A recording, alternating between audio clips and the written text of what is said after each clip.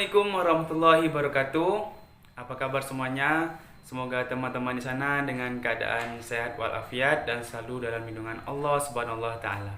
Alhamdulillah, pada kesempatan ini kita masih bisa masuk mata kuliah seperti biasa.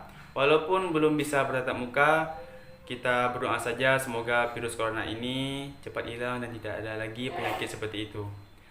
Baik, pada kesempatan ini kami dari kelompok 1 ingin menampilkan hasil presentasi kami yang berjudul tentang perencanaan dan penganggaran keuangan pemerintah pusat. Sebelum lanjut ke materi, izinkan kami memperkenalkan diri terlebih dahulu. Yang pertama, saya sendiri Muhammad Firza. Halo, perkenalkan nama saya Aidil Kusdian dari kelompok 1. Assalamualaikum warahmatullahi wabarakatuh. Halo semuanya, perkenalkan nama saya Vina. Assalamualaikum warahmatullahi wabarakatuh. Perkenalkan, nama saya Rina Hidayati. Assalamualaikum warahmatullahi wabarakatuh. Nama saya Siti Julaiha. Assalamualaikum warahmatullahi wabarakatuh. Halo semuanya, perkenalkan nama saya Rosnani. Baik, untuk tidak memperpanjang waktu, langsung saja kita lanjut ke materi pertama, yaitu tentang pengertian perencanaan keuangan pemerintah pusat. Jadi, pengertian perencanaan ini menurut C. Browski tahun 1964, perencanaan ini adalah suatu himpunan dari keputusan akhir, keputusan awal dan proyeksi ke depan yang konsisten dan mencakup beberapa periode waktu. Dan tujuan utamanya yaitu adalah untuk mempengaruhi seluruh perekonomian di suatu negara. Baik, selanjutnya ada elemen perencanaan dan tujuan perencanaan. Yang pertama itu elemen perencanaan. Terbagi menjadi 3 bagian. Yang pertama itu perencanaan berhubungan dengan masa yang akan datang. Jadi perencanaan yang berhubungan dengan masa yang akan datang ini implikasinya perencanaan sangat berkaitan dengan proyeksi atau prediksi, penjadwalan kegiatan, monitoring dan evaluasi. Yang kedua itu merencanakan berarti memilih berbagai alternatif. Maksudnya tujuannya itu agar tercapai kondisi yang lebih baik dan memilih cara atau kegiatan untuk mencapai tujuan atau sasaran dari kegiatan tersebut. Yang ketiga itu ada perencanaan sebagai alat untuk mengalokasikan SDA, SDM, modal. Jadi dari 3 bagian untuk mengalokasikan tadi, sumber dayanya terbatas sehingga perlu dilakukan pengalokasian sumber daya sebaik mungkin dalam Undang-Undang Nomor 25 Tahun 2004. Baik, yang selanjutnya itu ada tujuan perencanaan. Menurut Undang-Undang Nomor 25 Tahun 2004, perencanaan ini mempunyai tujuan yang sangat luas. Di antaranya terbagi menjadi 5 bagian, yaitu yang pertama, mendukung koordinasi antara pelaku pembangunan. Yang kedua, menjamin terciptanya integrasi, sinkronisasi, dan sinergi baik antar daerah, antar ruang, antar waktu, antar fungsi pemerintah maupun antar pusat daerah. Yang ketiga, menjamin keterkaitan dan konsistensi antara perencanaan, penganggaran, pelaksanaan, dan pengawasan. Yang keempat, mengoptimalkan partisipasi masyarakat. Yang kelima, menjamin tercapainya penggunaan sumber daya secara efisien, efektif, berkeadilan, dan berkelanjutan, pasal 2. Baik, selanjutnya akan dilanjutkan oleh Aidil Gustian. Padanya dipersilakan. Nah, saya akan menjelaskan tentang dasar hukumnya. Yang pertama itu ada Undang-Undang Nomor 13 Tahun 2003 tentang Keuangan Negara. Yang kedua ada Undang-Undang Nomor 25 Tahun 2004 tentang Sistem Perencanaan Pembangunan Nasional. Yang ketiga itu ada Undang-Undang Nomor 32 Tahun 2004 tentang Pemerintah Daerah. Yang keempat ada Undang-Undang Nomor 33 Tahun 2004 tentang Perimbangan Keuangan antara pemerintah pusat dan daerah. Yang kelima itu ada Peraturan Pemerintah Nomor 20 Tahun 2004 tentang Rencana Kerja Pemerintah. Yang keenam ada Peraturan Pemerintah Nomor 21 Tahun 2004 tentang Rencana Kerja dan Anggaran Kementerian atau Lembaga atau yang disingkat dengan RKAKL. Yang ketujuh ada Peraturan Menteri Dalam Negeri Nomor 13 Tahun 2006 tentang pedoman pengelolaan keuangan daerah. Oke, saya akan menjelaskan tentang Sistem Perencanaan Pembangunan Nasional. Sistem Perencanaan Pembangunan Nasional ini adalah satu kesatuan tata cara perencanaan pembangunan untuk menghasilkan rencana-rencana pembangunan dalam jangka panjang, jangka menengah, atau tahunan yang dilaksanakan oleh unsur penyelenggara negara dan masyarakat di tingkat pusat dan daerah. Sistem perencanaan pembangunan ini dalam undang-undang ini sudah mencakup 5 pendekatan dalam seluruh rangkaian perencanaan tersebut. Yang pertama itu ada politik, yang kedua ada teknokratik, yang ketiga ada partisipatif, yang keempat ada atas bawah atau top down, dan yang kelima ada bawah atas atau bottom up. Nah, selanjutnya pendekatan politik ini memandang pemilihan presiden atau kepala daerah. Nah, tujuannya ini untuk proses penyusunan rencana karena rakyat tersebut menentukan pilihannya berdasarkan program-program pembangunan yang ditawarkan oleh masing-masing calon presiden atau kepala daerah tersebut. Oleh karena itu, rencana pembangunan ini menjabarkan dari agenda-agenda rencana pembangunan jangka menengah tersebut. Oke, baik, saya lanjutkan kembali. Perencanaan pembangunan ini terdiri dari 4 tahapan, yaitu penyusunan rencana, yang kedua ada penetapan rencana, yang ketiga ada pengendalian pelaksanaan rencana, dan yang keempat ada evaluasi pelaksanaan rencana. Keempat tahapan ini diselenggarakan secara berkelanjutan, sehingga seluruhnya itu membentuk satu siklus perencanaan yang utuh. Dalam tahapan penyusunan rencana ini dilaksanakan untuk menghasilkan rancangan lengkap suatu rencana yang siap untuk ditetapkan, yang terdiri dari 4 langkah. Yang pertama itu adalah langkah pertama, penyiapan rancangan rencana pembangunan yang bersifat teknokratik, menyeluruh, dan terukur. Yang kedua ada masing-masing instansi pemerintah menyiapkan rancangan rencana kerjanya dengan berpedoman pada rancangan rencana pembangunan yang telah disiapkan. Yang ketiga, ada melibatkan masyarakat dan menyelaraskan rencana pembangunan ini yang dihasilkan masing-masing oleh jenjang pemerintahan melalui musyawarah perencanaan pembangunan.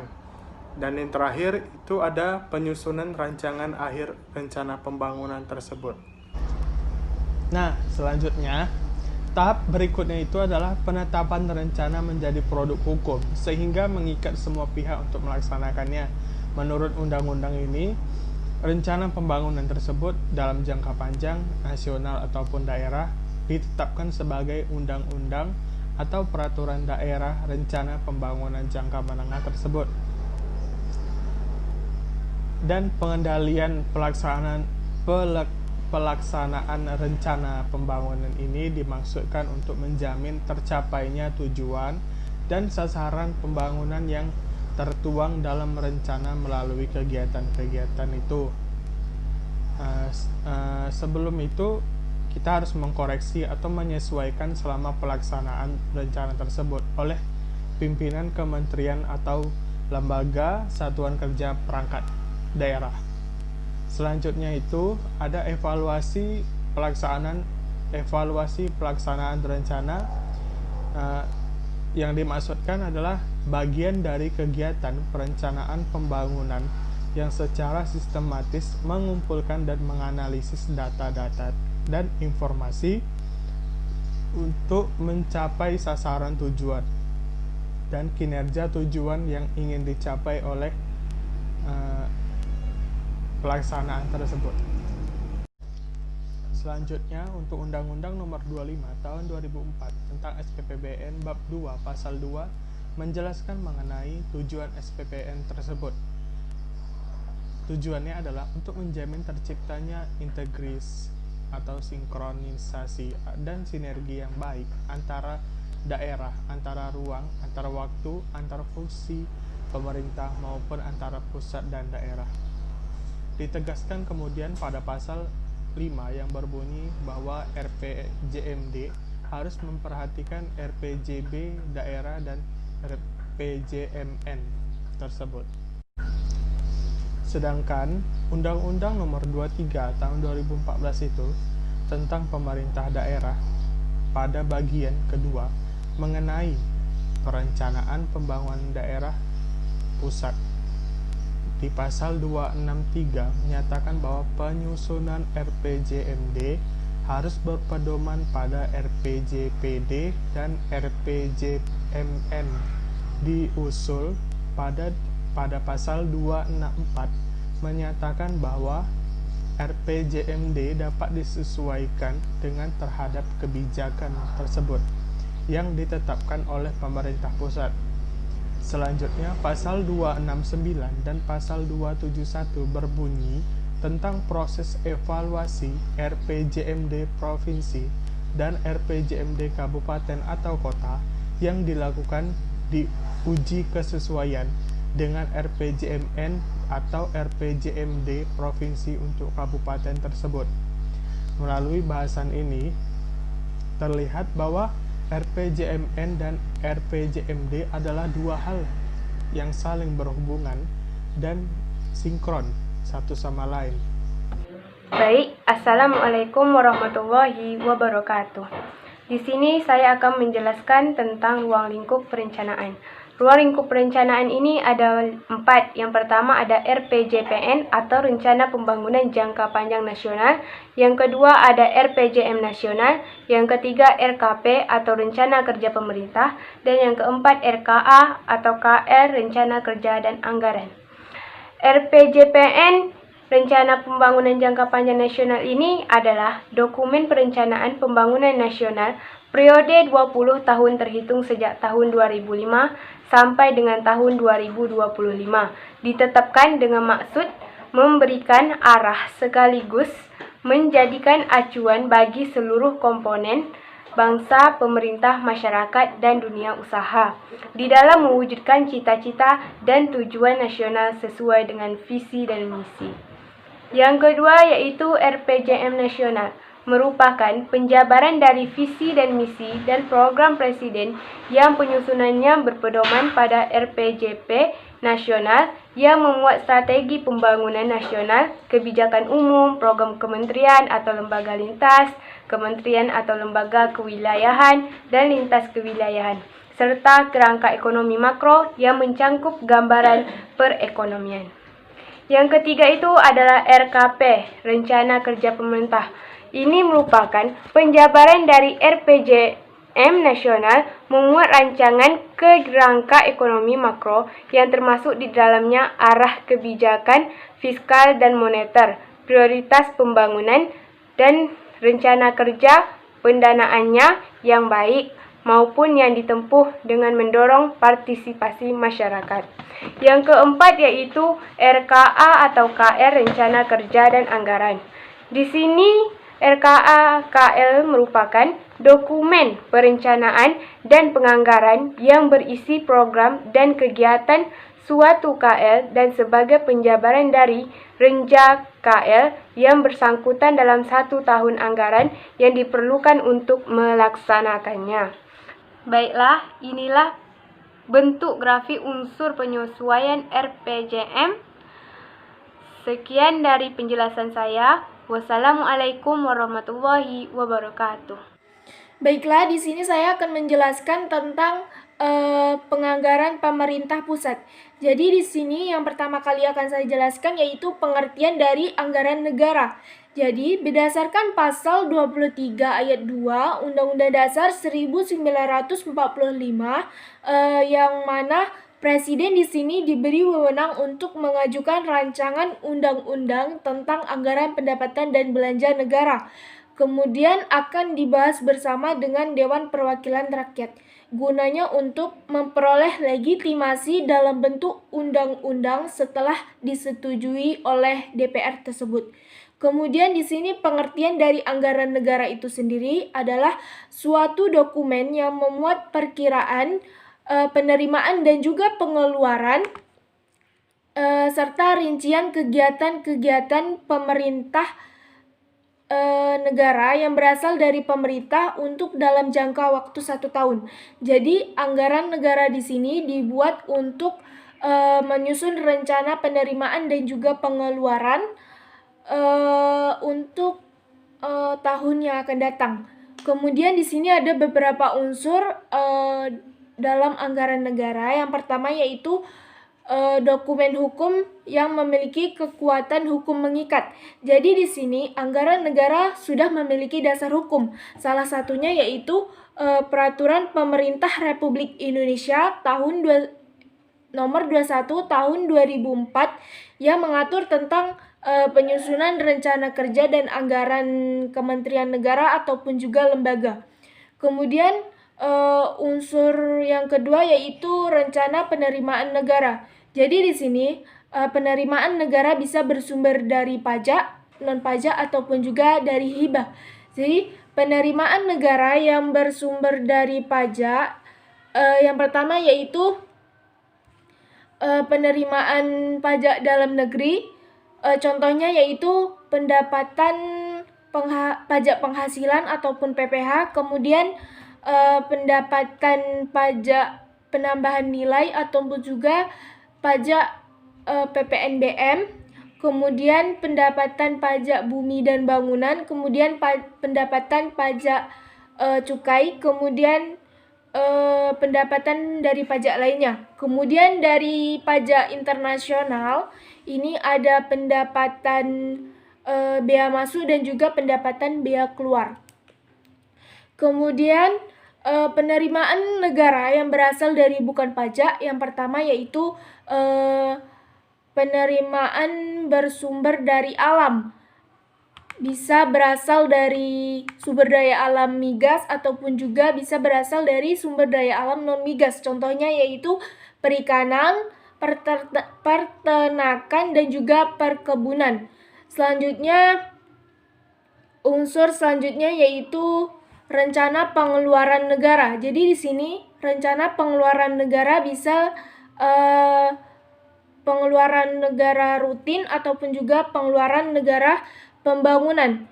Jadi di sini pengeluaran negara rutin adalah semua pengeluaran yang dikeluarkan untuk membiayai tugas-tugas umum pemerintah dan juga pembangunan, baik itu di pusat maupun di daerah, dan juga untuk memenuhi kewajiban untuk membayar hutang yang berasal dari dalam negeri ataupun juga hutang yang berasal dari luar negeri.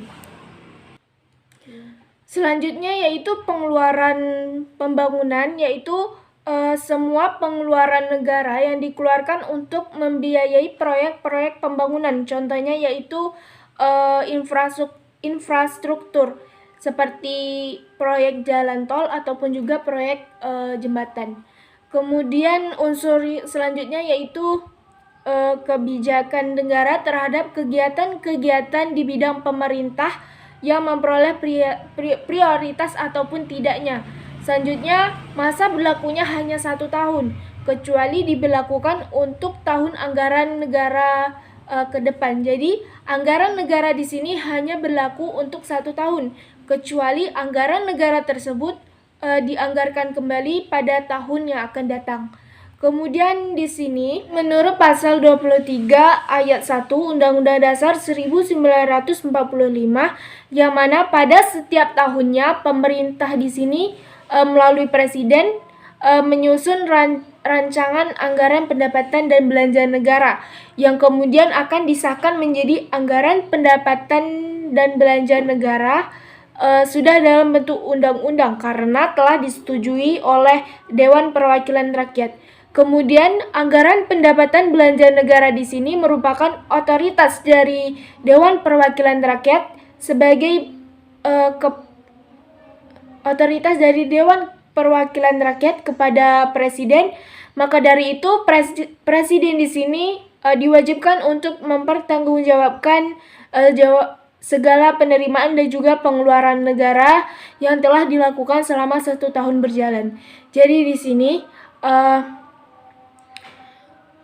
yang bertanggung jawab terhadap penerimaan dan juga pengeluaran negara adalah presiden. Kemudian di sini perubahan anggaran negara. Perubahan anggaran negara terjadi apabila terdapat ketidaksesuaian perencanaan penerimaan dan juga pengeluaran. Berarti di sini anggaran negara di situ harus diubah dengan menyesuaikan perkembangan keadaan dalam bentuk undang-undang. Kemudian pada pasal 27 Undang-Undang Keuangan Negara, presiden di sini sebagai pemerintah pusat bersama dengan Dewan Perwakilan Rakyat harus membahas tentang perubahan anggaran negara tersebut. Kemudian selanjutnya berubahnya anggaran negara tersebut terjadi apabila perkembangan ekonomi makro yang tidak sesuai dengan asumsi yang digunakan dalam anggaran pendapatan dan juga belanja negara tersebut. Kemudian perubahan pokok-pokok kebijakan fiskal, kemudian keadaan yang menyebabkan saldo anggaran lebih pada tahun sebelumnya harus digunakan untuk pembiayaan anggaran yang berjalan. Jadi, apabila terdapat saldo anggaran berlebih pada tahun sebelumnya harus dianggarkan kembali pada anggaran berjalan. Kemudian di sini ada keadaan yang menyebabkan harus dilakukannya pergeseran anggaran antar unit instansi yang menggunakan uang negara tersebut. Sekian penjelasan dari saya. Baiklah, di sini saya akan menjelaskan tentang fungsi dan klasifikasi anggaran. Yang pertama, fungsi anggaran, yaitu peran anggaran pada suatu perusahaan merupakan alat untuk memenuhi manajemen dalam pelaksanaannya. Yang kedua, fungsi perencanaan. Perencanaan merupakan salah satu fungsi manajemen dan fungsi ini merupakan pelaksanaan dari fungsi-fungsi manajemen lainnya. Selanjutnya itu fungsi pengawasan. Anggaran merupakan salah satu pengadaan pengawasan dalam perusahaan. Pengawasan merupakan usaha-usaha yang tempuh agar rencana yang telah ditentukan sebelumnya itu berjalan dengan dapat dicapai dengan baik. Yang selanjutnya fungsi koordinasi. Di sini fungsi koordinasi menuntut para karyawan adanya keselarasan antara tindak pekerja dari setiap individu atau bagian dalam perusahaan untuk mencapai tujuannya. Selanjutnya itu ada klasifikasi anggaran. Klasifikasi anggaran itu ada yang pertama ada berdasarkan ruang lingkupnya. Di dalam ruang lingkup ada dua, anggaran komprehensif dan anggaran parsial. Anggaran komprehensif adalah anggaran perusahaan yang disusun dengan ruang lingkup yang menyeluruh, yang mencakup seluruh aktivitas perusahaan. Anggaran parsial sebaliknya, anggaran perusahaan yang disusun dalam ruang lingkup yang terbatas dan hanya mencakup sebagian dari kegiatan perusahaan saja. Yang kedua, berdasarkan fleksibilitasnya ada dua juga. Yang pertama anggaran fixed atau fixed budget.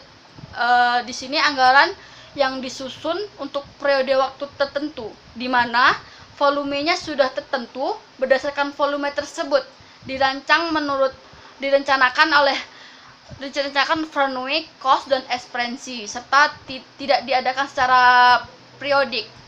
Yang kedua, anggaran continue atau continue budget.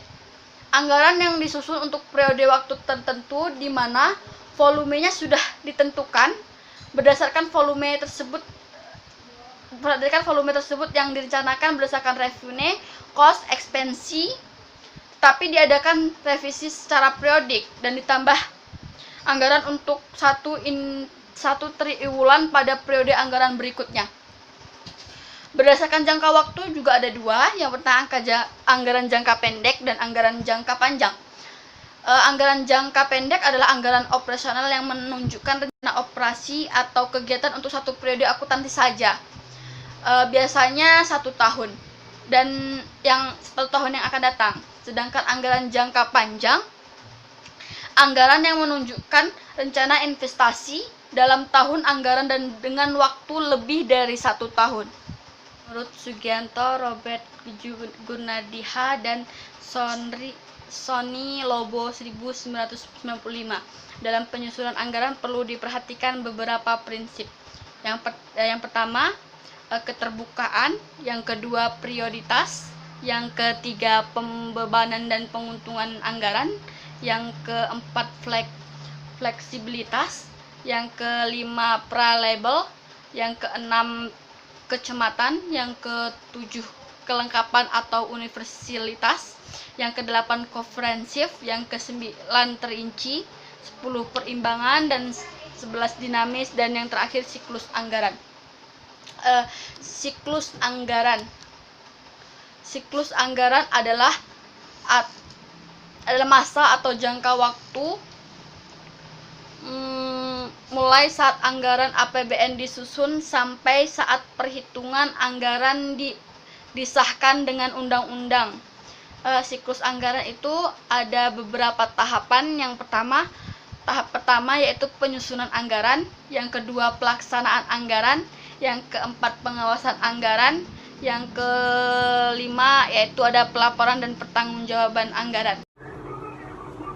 Baik, di sini saya akan menjelaskan tentang tahapan penyusunan anggaran. Nah, kita ketahui bahwa seperti APBN itu siklusnya itu cukup panjang ya, yang mana maksimalnya itu dari Januari tahun sebelumnya itu kita sudah proses perumusan. Contohnya seperti di tahun 2020 ini untuk APBN-nya itu. Nah, di awal bulan Januari 2019 itu udah mulai penyusunan anggarannya itu.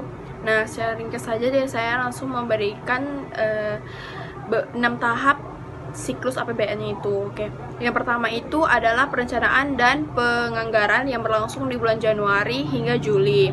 Kemudian tahap kedua yaitu pembahasan oleh pemerintah dan DPR yang mana berlangsung di bulan Agustus hingga Oktober. Terus tahap ketiga yaitu penetapan di bulan Oktober yang mana itu ditetapkan melalui undang-undang. Terus tahap keempat itu ada pelaksanaan yang dimulai di bulan Januari pada tahun yang dimaksud. Terus nanti ada tahap kelima yaitu pelaporan dan pencatatan APBN. Terus nanti tahap yang terakhir atau tahap keenam yaitu pemeriksaan dan pertanggungjawaban APBN. Baik, selanjutnya itu masuk ke tahap pembahasan yang mana pada bulan Agustus itu RAPBN, nota keuangan, dan rancangan undang-undang APBN itu disampaikan kepada DPR atau Banggar. Nah, nanti dilakukanlah pembahasan antara pemerintah dan DPR yang mana dengan mempertimbangkan masukan dari DPD. Nah, lanjut ke tahap penetapan, yang mana setelah disetujui oleh DPR atau Banggar, disahkanlah Undang-Undang APBN pada akhir Oktober, yang mana penetapan APBN itu kemudian diikuti dengan penetapan keputusan Presiden, yang di dalamnya terdapat rincian APBN sebagai lampiran Undang-Undang APBN. Nah, kemudian KL selanjutnya mengusulkan konsep daftar isian pelaksanaan anggaran atau biasa disebut DIPA berdasarkan Kepres mengenai rincian APBN. Kemudian konsep DIPA itu oleh KL disampaikan dengan Kementerian Keuangan untuk disahkannya APBN itu. Nah, pada tahap selanjutnya pelaksanaan APBN dilakukan oleh KL dan Bendahara Umum Negara dan dengan mengacu kepada DIPA. Kemudian bersamaan dengan tahap pelaksanaan itu, KL dan Bendahara Umum Negara melakukan pelaporan dan pencatatan. Nah, kemudian pelaporan dan pencatatan dilakukan sesuai dengan standar akuntansi pemerintah atau SAP, sehingga menghasilkan laporan keuangan pemerintah pusat atau LKPP. Nah, selanjutnya tahap terakhirnya ini yaitu tahap pemeriksaan dan pertanggungjawaban, yang mana Badan Pemeriksaan Keuangan atau BPK melakukan pemeriksaan LKPP yang telah dihasilkan tadi ya. Kemudian nanti LKPP ini yang telah diaudit oleh BPK akan disampaikan ke Presiden dalam bentuk RUU Pertanggungjawaban Pelaksanaan APBN untuk dibahas dan disetujui. Baik, di sini saya akan memberikan contoh kasus dalam perencanaan dan penganggaran keuangan pemerintah pusat. Nah, sistem penganggaran atau dari APBN ini ternyata masih banyak bermasalah juga loh, antara perencanaan, alokasi, pelaksanaan, dan pelaporan itu masih belum terintegrasi dengan baik, sehingga hasil yang diperoleh itu masih jauh dari kata yang kita harapkan ya. Nah, contohnya dari penyampaian dari Ibu Menteri Keuangan atau Bu Sri Mulyani mengambil contoh dalam hal pengelolaan anggaran umum untuk pendidikan. Indonesia termasuk salah satu negara yang berkomitmen penuh mengalokasikan sebagian besar anggaran untuk negara yang berkomitmen penuh mengalokasikan itu sebagian besarnya itu nanti untuk aspek pendidikan yang ada di berbagai wilayah di Indonesia. Nah, jika mengacu pada Undang-Undang Nomor 20 Tahun 2003 tentang Sistem Pendidikan Nasional, terdapat ketentuan alokasi dana pendidikan itu sebesar 20% dari APBN dan APBD. Namun hasil yang diperoleh itu tidak sebaik seperti yang diterima negara dan tetangga seperti Vietnam. Nah, Vietnam itu sama-sama punya komitmen membelanjakannya itu 20% untuk pendidikan. Yang mana Vietnam itu dan mengalokasikan porsi anggaran itu sama dengan kita, yaitu alokasi anggaran pendidikan itu sebesar 20%. Tapi gimana ya, sangat mengenaskan ya untuk kita yang ada di Indonesia, bahwa dari skor matematika, sains, dan membaca, posisi di PISA atau program for International Student Assessment, Indonesia itu berada di urutan 52 dari 65 negara. Nah, Vietnam di urutan keberapa sih? Vietnam ada di urutan ke-8. Bayangkan jauhnya skala Indonesia dengan Vietnam itu sejauh apa, padahal alokasi anggaran tuh porsinya sama loh. Kenapa harus berbeda? Nah, itu harus kita tinjau lagi dari bagaimana pemerintah dalam memandang aspek pendidikan di Indonesia itu bagaimana. Jujur ini sangat sangat mengecewakan sekali bagi kita. Dengan porsi yang sama itu 20%, kita bisa kalah jauh dengan Vietnam. Nah, kita tahu bahwa di sini tuh ketidakefektifannya itu masih banyak ya, dan kita di sini tuh berharap bahwa dari pemerintahnya sendiri dan masyarakatnya ini sadar akan bahwa aspek pendidikan itu sangat penting bagi kita, bahwa itu nanti bisa membuat kita jauh lebih tidak tertinggal seperti kasus yang tadi, bahwa pendidikan itu tidaklah rugi untuk kita pelajari, untuk kita pahami, bahwa itu tuh nanti bakal di dalam kehidupan sehari-hari kita kan pasti akan berguna juga untuk kita. Nah, baik itu saja yang saya jelaskan. Mohon maaf jika ada kesalahan dari penyampaian kelompok kami. Saya sudahi. Assalamualaikum warahmatullahi wabarakatuh.